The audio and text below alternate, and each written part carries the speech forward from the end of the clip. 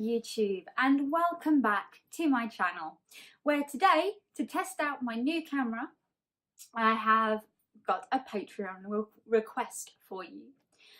This request also kind of features into something that happened a couple of weeks on Twitter, which was D&D selfies. Now, I'm not a huge fan of D&D, so I didn't take part in that when I probably should have. However, I did want to talk about my favourite tabletop roleplay game. Now, the prompt for this video was actually, what is your favourite RPG, be it video game, tabletop, board game, whatever.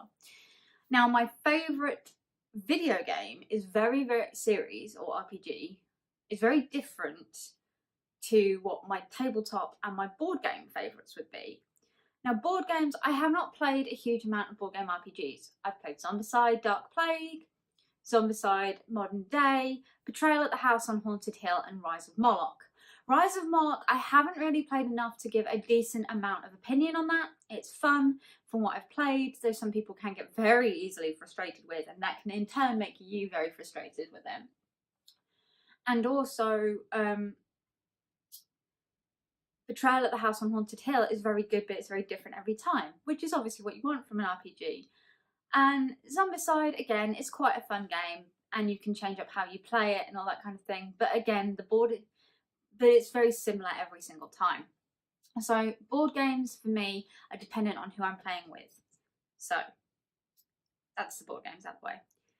Video games, the Mass Effect series, including Andromeda. Yes, fuck you if you dislike Andromeda. I actually really liked it. It was a really good game. It was a fun game. And it took hours of my time. I haven't completed it. I understand that this possibly means people will be like, why are you defending that game? But I played it for 3 months straight, trying to do 100% on everything. And I didn't finish because I spent that much time on it. And we moved on to a different game as a group. So, and we do that from time to time. So Mass Effect series has to be my favourite. Finally, my favourite tabletop. Now, I come from a very different background of tabletop gaming. Our games are typically not based on the setting that the book uses. So for example, if you play D&D, we would not be playing in any of the D&D worlds. We would create our own world, our own gods, goddesses, and we'd use our own stuff, which obviously you're supposed to do. But the biggest one for me is the World of Darkness tabletop system. It is so simple, so simple. You have 3 dots, you roll 3 d10, and depending on the difficulty, you either need a 6, 7, or 8, or 9 or 10 if it's really nearly impossible for you to do. And it's so simple and so nice to just roll dice and not have to go, oh, do I need this? Do I need this? What modifiers do I have? You literally just roll your dice, and your modifiers are, well, if you're wounded, you just roll 1 less dice. For me, simplicity is key.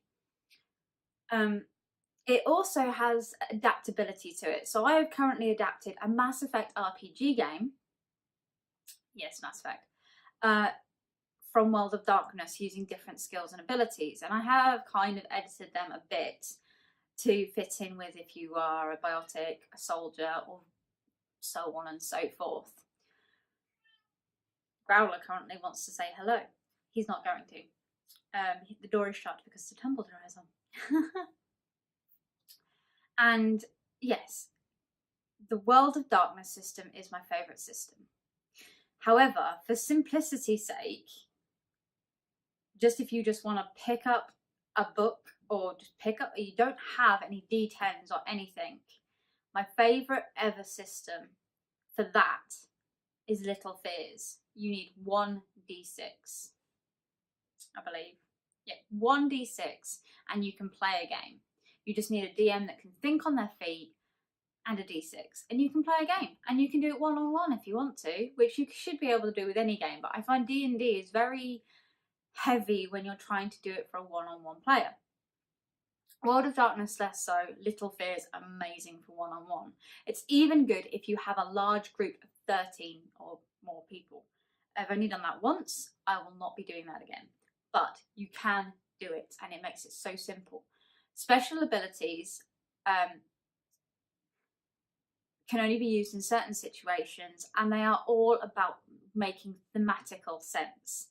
If you are an acrobat and you have taken I'm very good at acrobatics, I am not going to make you roll to vault over something unless you are being chased by something that you are terrified of, which in Little Fears happens a lot. But if you are not phobic of it, I would allow you to not roll the dice so much, because I'm not heavy on rolling dice.